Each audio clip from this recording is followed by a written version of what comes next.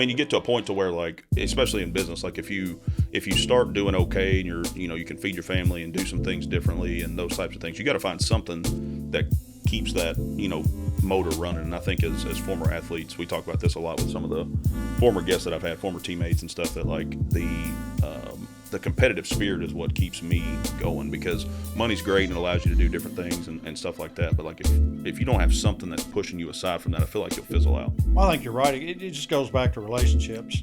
And on the investment side especially, because everybody's a different book. Everybody has a different amount of assets. Everybody has different goals, different needs for cash flow, different needs for growth, legacy planning.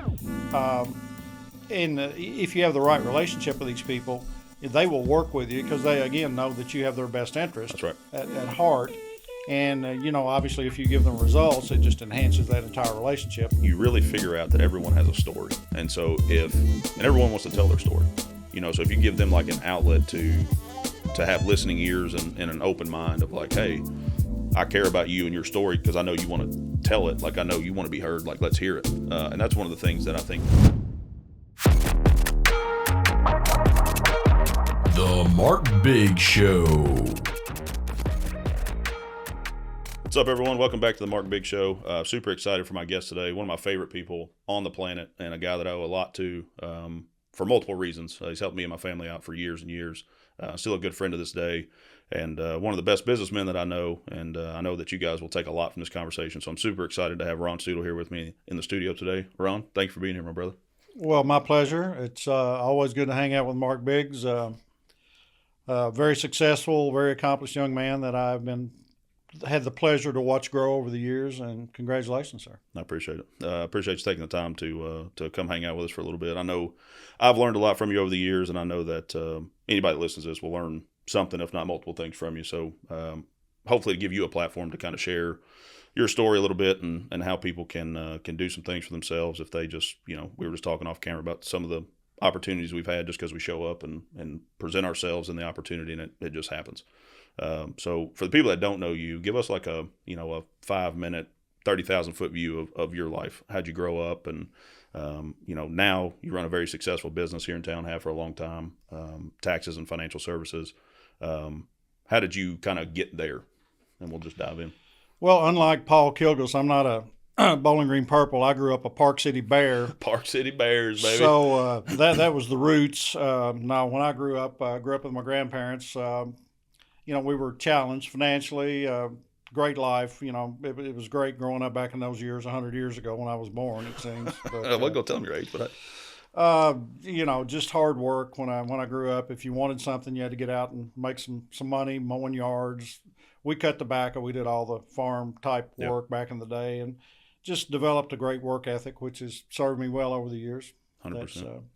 I think that's the key to most success in life, is having a great work ethic, and obviously a good plan, and hanging out with great people like yourself. That's not too detrimental to financial success. You need great people. And so was it Pap and Graham? That's right. Did I remember that correctly? Pap and Granny. Yeah. So did they have that work ethic that kind of poured into you a little bit? Oh, absolutely. Yeah. My grandmother especially. My granddad was a little skinny guy, so my grandmother was a little stouter. She probably worked as much as he did, and she run the show. Yeah, just watching them, do their stuff, do their work.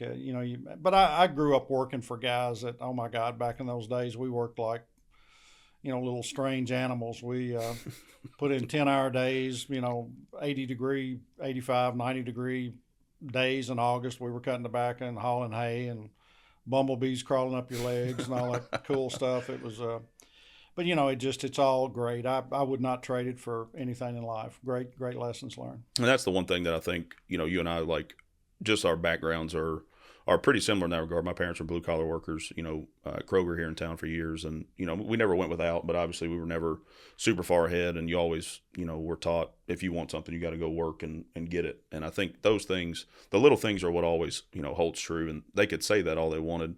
And I'm sure Pap and Granny for you could say that all they wanted, but you got to see that day in and day out. And so when you see an action like that, I feel like it impresses on you more than just saying, hey, you got to go work if you want something. And that's one of the things that I've always been so enamored by with you is, at this stage of the game, in your 70s, I was telling Nick before you even got here that, you work like you're 40 years old. And you can run circles around just about every person that I know in just about any industry. And my assumption would be, but I'll let you speak for yourself. Like, would that be one of the best qualities you think that you have for yourself that's gotten you to this point? I think it's the quality. It's obviously you need to make good decisions, and that comes from experience and environment, and you try to keep your ears and eyes open and learn things as you go through life. I tell people all the time, they say, "Oh gosh, Ryan, I didn't know that," or "That's amazing," or "How do you know that?" I thought, well, I'm pretty old. If you haven't learned something all those years, you wasted a lot of time. So, yeah, I think so. The work ethic's the start. I've always wanted to achieve, be competitive. Yeah. I can remember, bawling like a dying little child when I was 7, 8, 9 years old. And you'd lose a basketball game, Yeah. and I just lose my mind. Hopefully, I got better over the years in dealing with that issue. But there's nothing like a competitive spirit in business, That's a fact. work, pleasure, life, relationships. You want them to be all they can be. So You get it. I mean, you get to a point to where, like, especially in business, like if you start doing okay and you can feed your family and do some things differently and those types of things, you got to find something that keeps that motor running. And I think as former athletes, we talk about this a lot with some of the former guests that I've had, former teammates and stuff, that like the competitive spirit is what keeps me going, because money's great and it allows you to do different things and stuff like that. But like if you don't have something that's pushing you aside from that, I feel like you'll fizzle out. I think so. You have to maintain a spirit in life. I've always believed that, God gives you a lot of abilities and talents and allows you to think for yourself and grow and mature. And if you have something to offer the community, your consumers that you deal with, friends, it's sort of incumbent that you do that. Yeah. Be all you can, continue to improve with, again, in all aspects of your life. But, every day I get up, it's sort of a disease. I can't help it. We were gone for a week. Vacation just got back, and I was miserable the whole time I was gone because I felt guilty that I wasn't, at the office doing something worthwhile. Yep, and helping your people. Hopefully, I'll get better at that at some point, but I really doubt it. I'm not sure that's going to happen. Well, I mean, you're not 25 years old, so if it ain't changed by now, Exactly. it may not get there. But once point. again, and another thing, another point that I'll make about you that a lot of people, if they've dealt with you, they know this, but if they don't know you, they may not know. I think that you have a true servant's mindset. Like you really want to do what helps the people that are sitting in front of you. And that's one of the things that I think, when I first started working with you, I was fresh out of baseball, actually towards the back end of my career in baseball, actually. But when I started working with you full time, I just got out of my baseball career, and like just sitting there, I got to sit with you for a year in the office with you and just figuring out, the way that you talk to people, the way that you try to find what their problem is and figure out how you can do what you can with your skill set and your knowledge to help them. I think that just like impressed on me more than anything, because the people that walk out of your office felt like, all right, Ron cares about me and my situation, and he did what he could to help me, and I think we've got the best possible plan that we can put together. And so I've tried to like mimic that over the years so that when people, come into my office or deal with me on something, hopefully they have that same feeling going out, because I feel like people can really tell when someone cares, especially in business. They can tell if someone cares or if they're just trying to be, pushed into doing something because that's what you do for a living. You know what I mean? Well, I've been exposed to some great mentors in life myself. Bud Greenup was a great friend and a genius in the real estate business. I'm sure a lot of listeners probably either know who Bud Greenup was or hopefully had a relationship with him. Yeah.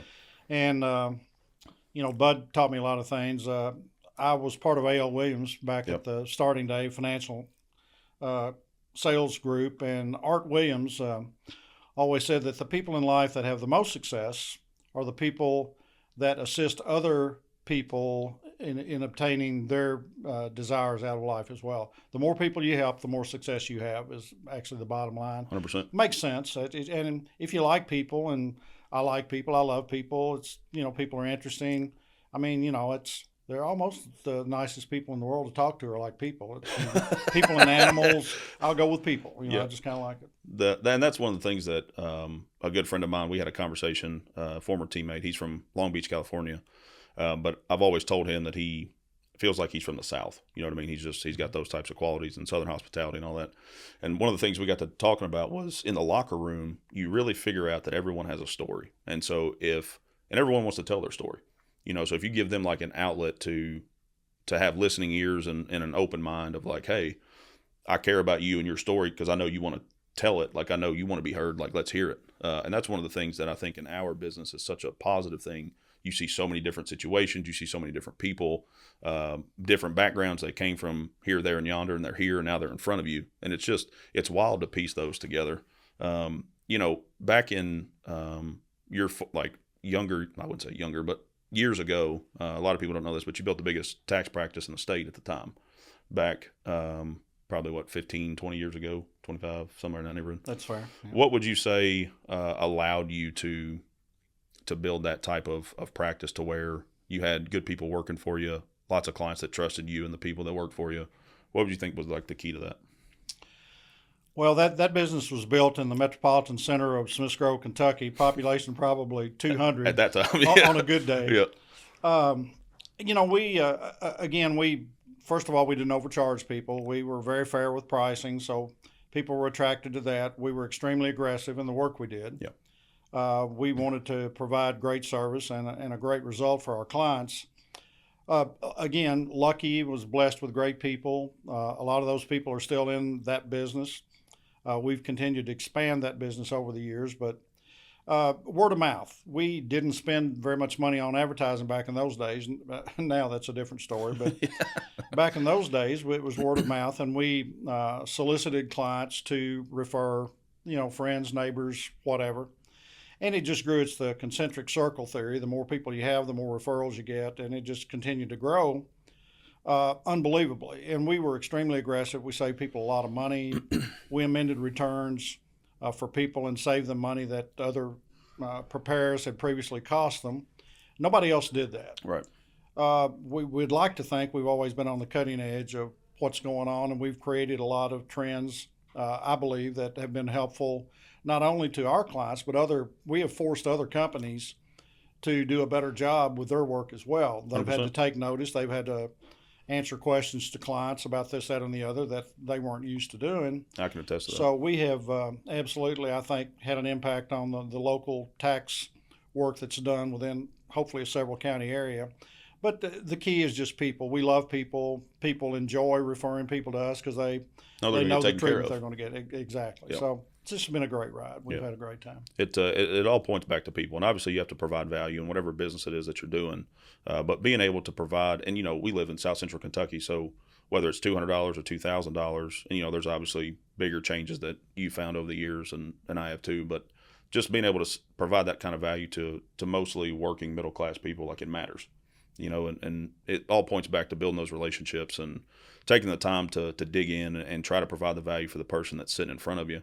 And as time has went on, we've gotten more and more into the investment side of the business. Still obviously focusing heavily on tax prep and, strategizing and this, that, and the other, trying to help people save money where they can and all that type of stuff. Where do you see, taxes, investments, and stuff going in the future? You've been in this industry for over 30 plus years. You've seen a lot of changes. I remember you telling me and showing me that one of the ways that you got really, really knowledgeable about taxes and where it applies here, there, and yonder is because you used to have to do them by hand. And so a lot of people that watch this will probably just didn't even know that you had to do them by hand. And I'll tell a quick story that's kind of off track, but I just thought of it. You went to my, I think it was my great aunt's estate sale, and you brought me a tax return on paper that they had filed from, like, I want to say it was like the 60s or something, 50s or 60s. And I still have that to this day. But, being able to have that type of experience and see from that all the way to where we are now, what do you think is next for that type of industry, that type of world, and that type of thing? Tough question. It's become so political. I mean, the future of tax filing obviously is up in the air. There's even talk of dismantling the IRS. Yes. I assume they're still going to have some method of accounting for and collecting money. Do you think people. they could ever get that passed? Because people ask me that too, and I'm like, I just don't think that could get enough bipartisan support because there's so much revenue that's collected through that. Do you think that could pass? It would be a phase-out period of 10, 15 years. I mean, you've got so many tax strategies that have been implemented that people, have given up value for, that they intend to receive value in the future. So just to wipe all that out from scratch, no, I don't think it could happen. I don't think so either. It's technically taxes have gotten to be such a problem. There's so many little nuances to taxes today. especially the credits and the giveaway stuff and the freebie stuff, and the different qualifications that people have based on incomes. It's just gotten to be a real challenge. The biggest problem is that the IRS is literally such a total disaster that you can never resolve issues. And anybody that's in that industry would agree with that probably more than anything that we'll say today. I mean, you can't get any type of issue resolved in any considerate amount of time, whether or not the client or you is right or wrong. And most of the time, the IRS is looking at it, and they don't even know what they're looking at. They don't. It's systemic. The problem is systemic, and it seems that the employees at the IRS are, it seems they're almost trained to be contradictory to whatever the truth is. They're not interested. They actually have a motto. You go to an IRS office, their little motto will say serving the people fairly, this, that, and the other. That's all garbage. They have no intent to be fair about anything. Their total take and total approach to resolving tax problems is we're sure you're wrong. Just pay the bill, shut up, and go on. Don't waste our time. And go but on. if you do want to challenge us, we'll make it a 3-year ordeal. That's a fact. Trying to get your $200 refund. So that's a fact. It's almost impossible to deal with. Do you think? I mean, they're still even their letters and stuff are still archaic, and their systems are archaic. And I mean, they would have to have such an influx of funding put there to make it any type of modern day technology. I don't know that they'll do it or can do it. Well, I was shocked. We're always talking to the IRS about problems. So I remember one call. Supposedly we had not filed a form. Well, we had filed the form, and so I'm talking to this IRS lady out of, I believe she was in San Antonio, Texas, and first admission I'd ever gotten out of an IRS agent about something that really mattered. She said, "Let me tell you, Mr. Segal," she said, "the truth is our systems don't interface with a lot of software." I thought, well, that's really cool to know. I was not aware of that. It's the federal government. Yeah, it's the federal government. I assumed you were probably up to speed, but obviously not. So the reason they didn't have the form is that their software didn't interface with our filing software, and the form had not transmitted properly to them. And she said, our stuff is horrible. She said, we're 20 years behind I would argue the game, 30 probably. And it's horrible. It's almost unbelievable. I don't know how the government functions as dysfunctional as it is. And do you think it'll ever get less complex? Because taxes themselves, even for a pretty common individual or family situation, it's just complex. Like, do you think they'll ever simplify it? I honestly think tax rates aren't. If you look historically, they're not super high, but I still think that they're going to have to increase tax rates at some point. They're going to get pushback, but I think they have to. Well, I think rates will, probably fluctuate up and down the ladder a little bit. Simpler? No, I can't imagine they're going to make anything simpler. It's kind of job security for them. Yeah. The more problems they create, the more difficult it makes it. It just creates job security for them. So I doubt they're going to do anything worthwhile. The truth is, the legislators, who obviously have the ability to affect tax laws, I'm not sure they even understand tax laws. I just don't think it's a topic that they spend enough time to actually research enough to provide a ton of value as far as bills and laws and stuff like that. I've never had a conversation with a legislator that actually was at an intellectual level. I'm not sure they understand tax law at all, to be honest with you. Yeah, and everybody freaks out because of new online services and systems and this, that, and the other. I still think there's something to be said about, at least in our area of the country, walking into somebody's office, shaking their hand, looking them in the eye, and being able to know that a problem's resolved, their stuff's taken care of, they have somebody they can lean on. Do you see that ever changing, whether it be taxes or investments? I don't, and there's such an allure because of pricing for these people to do this online stuff. They think they're, getting a bargain because they pay $7,500 for a software, maybe more than that, but then they're doing their own taxes, so God help them. Right. I actually had a call yesterday from a professional couple, income in the $250,000 range, own a vacation condo in Florida. They have no clue, and they've been filing their taxes for 4 years. I said, why would you do that? Well, we just thought we would. We're pretty smart. We're sharp, I said, well, obviously you're not real smart because you call me. You got all these problems. You're paying $15,000 a year for no reason. And the guy was really cool about it. He said, of course you're right. He said, we finally figured that out. That's why we gave you a call. But yeah, it's, I don't see that it's going to change a great deal. I think it's more of the same. They'll tweak it here, there, and yonder. But, as long as they offer these programs, which screws you up every 2 or 3 years, we're still trying to get over COVID issues and changes and deal with that. I don't think nothing's going to change much. Now, as far as as your business has grown and you've grown a ton on the investment side, Do you think there's any major changes that's going to come on the investment side of things down the road? No, but my pleasure on the investment side has been that there are constantly products being developed that actually are consumer oriented, Yeah. that actually provide value to consumers. You obviously know what we do. I won't get into the minute details of that, but the fact that we actually offer people real solutions Yeah. that they can actually understand. They don't have to try to outguess a market trend, or they don't have to outguess the next world calamity that's Right. going to affect their dollars, or some guy gets on TV in the afternoon and spews off some new employment number, which obviously we know by now are lies. 100%. The government evidently adjusts those constantly after they put out their lie. They turn around and change the numbers, but it's already impacted the market, and it costs people real dollars. Real money. So people, it's back when I was growing up, again a long time ago, investments had value. Companies had assets. Companies paid dividends. Companies would slowly grow in value. Yeah. So it was a lot easier for people maybe to buy into, market type securities.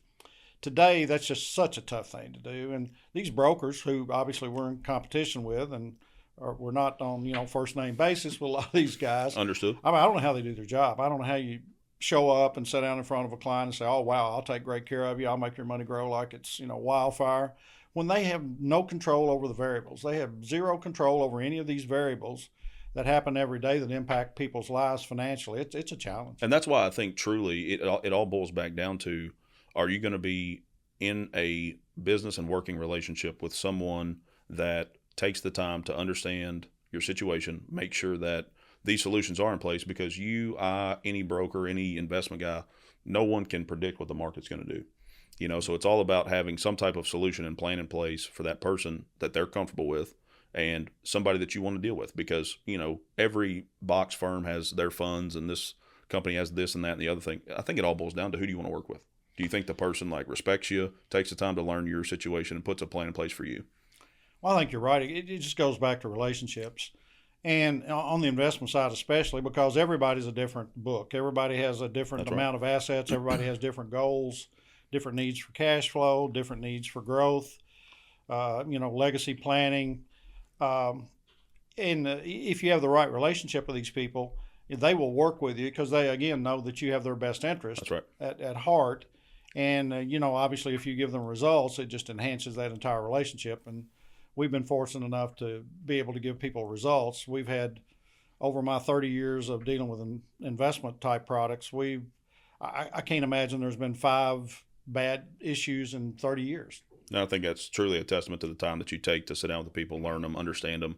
And that's one of the, alongside of, serving people, it's one of the main things that I learned working with you and learned from you time after time again. It's like, you got to figure out that person. You got to let them know who you are, what you're about. They got to know who they're dealing with. It's all relational based, whether it's this type of industry, whether it's some type of sales.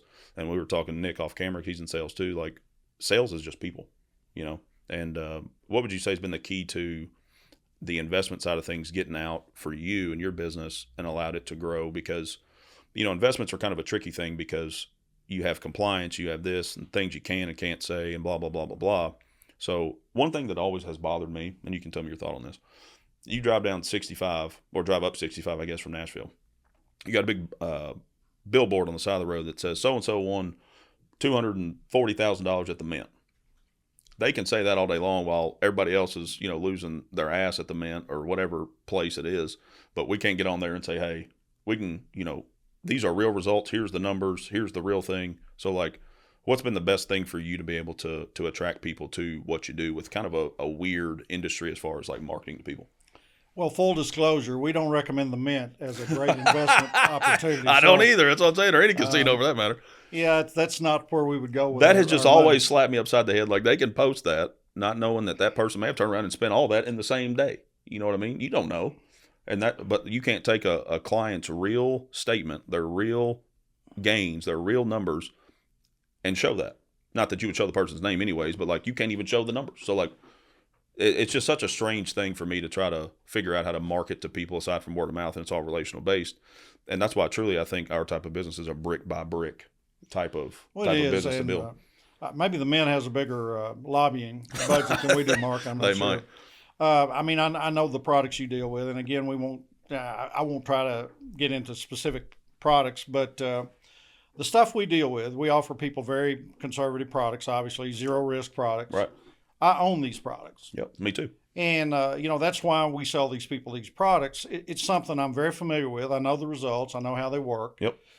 And we have products that are flexible enough that we can literally wrap a product around an individual client, again, based on where they are in life. Correct. And, some clients we can obviously provide greater value to than others. Sure. You start out with a few more bucks. It gives you more leverage, more opportunities to reposition money.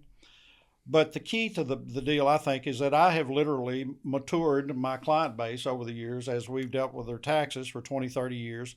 You have a tax client, you know their lives. You know who their kids are. Yep. You know if they're on drugs or not. You know what the family's debt is.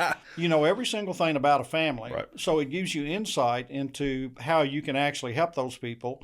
You know their risk tolerance normally. You know whether or not you can trust them to be disciplined in the way they follow through with whatever you suggest Right. to them. So again, it's actually having faith and value in the individual, and it's an investment that you put into these people. 1,000%. This time you spend with them and the conversations you have, it's a true investment. And I've talked to people 3, 4, 5 years ago, and I thought, wow, they should have done business with us, and they just kind of disappeared into the Sure. woodwork. And wow, they just pop out one day. Right. They give you a call, say, Ron, I'm sorry I didn't get back to you. We've been thinking about this. Let's revisit it. Based on what you told us, you were right. This happened in our lives, and now we're ready to move forward. So, nothing is lost, and you have to invest your time into these people. And again, if you go about it on an individual basis and give them real things to think about, the success ratio is just ridiculous. We literally close over 90% of the people that come to my office for investment advice. On the tax side, our retention rate, I think, is 84, 86%. Which is unheard of in that industry because it's like 50% industry wide. Generally, it is, yeah. And, the only time we lose people, they either die or maybe they move totally away or they get married and go to the spouse's Sure. chosen, prepare or something. But it's just a matter of respect for the people you deal with. I think it just all points back to you taking the time day in, day out, doing the little things, showing up, calling people back, doing what you said you're going to do, being good at what you do. Obviously, you got to be good at what you do, or else that'll fizzle itself out. People figure that out. But it's the true brick by brick mentality. I think that it keeps pointing back to that, and that's one of the things I really wanted people to understand about you is the time that you've put in to these people, to your business, to the people that you work with, and the people that work for you. I just think you've done a phenomenal job at that, and it has impressed on my life and obviously my business too, because we're in the same arena. But I still try to propose those same values to the people, and I hope that they feel those same things. And truly, that's the only thing that I think has provided me the small amount of success that I've had to this point is taking that mentality. People come in and they feel that I care for them, and I'm going to take care of their needs and those types of things. So I don't mean to beat a dead horse, but I think it just keeps pointing back to those key components. You're going to work hard. You're going to treat people right. You're going to build a relationship with them and know their situation and their family. And most people just don't do that, and I think you being still here 5 years from now when they call and say, hey, I know we met 4 years ago, but you're still here. You're still doing the same thing, providing the same advice, caring about people. There's something to be said about that too.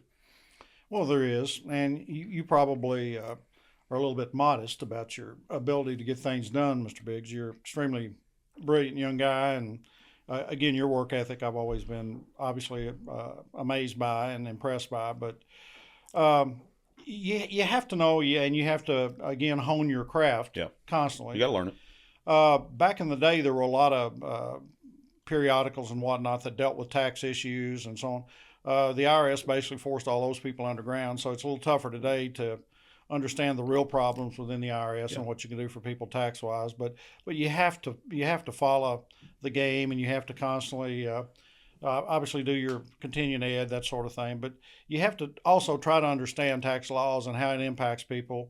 I know you're dealing now with segregated accounting, segregated assets, which is a huge thing for people with larger numbers of dollars, larger number of holdings, and so on. So there's always something that's changing that if you stay on top of your game, you can bring that to the table for people. I'm shocked, frankly, not to get these people on my bad side, but I'm shocked that CPA firms, frankly, don't do a better job of being aggressive on the behalf of their clients. Yeah. I'm not sure why they don't, other than I don't know if they feel liability issues. I don't know what their deal is. That's up to them. But we try to be cutting edge. We try to be as aggressive as possible. The IRS, they make laws. Tax laws are made to be used. That's a fact. It's made for consumers to spend money in appropriate ways. And obviously, they keep their thumb on the scales. That's why they change these laws, because they want money spent in certain ways. Correct. And if you're not doing that, shame on you. You're just missing an opportunity that was created for you by the feds to affect the economy in a certain way. Agreed. We feel like we're pretty good at that. We try to stay on top of what works and what doesn't, and make sure we bring that to the table for our clients. 100%. And another thing that I've learned from you as well is taking the time to figure out, tax rulings and tax court cases and this, that, and the other, because you can use those to maybe imprint on a certain client's tax return when it comes to it. But I just think that at the end of the day, a lot of people, and this is across every industry, but especially the one that we're in, people just don't take the time to learn those things and utilize those things. Switching gears a little bit here, one of the things that I have always liked about you too is all the different things that you like outside of work, sports. You're a diehard sports fan, as am I. Collectibles, those types of things. You built a wonderful memorabilia collection, and I'm sure some people have seen it through the Parade of Homes and those types of things. But what are the things that you like to invest in the most, like as far as that side of thing goes? Oh, well, I like it all. Yep. Obviously, I've never been a big dollar investor. I don't throw 20, 30 grand at a particular item, but I've always enjoyed things that have special character, special nuances about basketball. I'm into all the basketball, football, baseball, obviously. The stuff I have, but just to mention a couple things, which will, I think, share with you my thoughts about it. I have Ted Williams' game bag from the 1999 All-Star game, which was in Boston. Most iconic moment in baseball that I can remember personally ever having seen. Guy was dying with cancer, so he goes to the mound. They take him out on a golf cart. The captain of the National League team that year was Tony Gwynn. Yep. Rest in peace. So right there, possibly two of the greatest hitters, probably the top 10 hitters of all time. Agreed. I also have Gwynn's game bag from that particular All-Star game. Randomly was able to buy them at different auctions. Had no idea I would ever put those two together. That's awesome. But yeah, I mean, that sort of thing is just awesome. And again, it goes back actually to the financial business. When you have clients and they become friends, and you know these people, and you see them out, and you talk to them, and they call, and you actually have social events with these people over the years, they bring you stuff. Oh, yeah.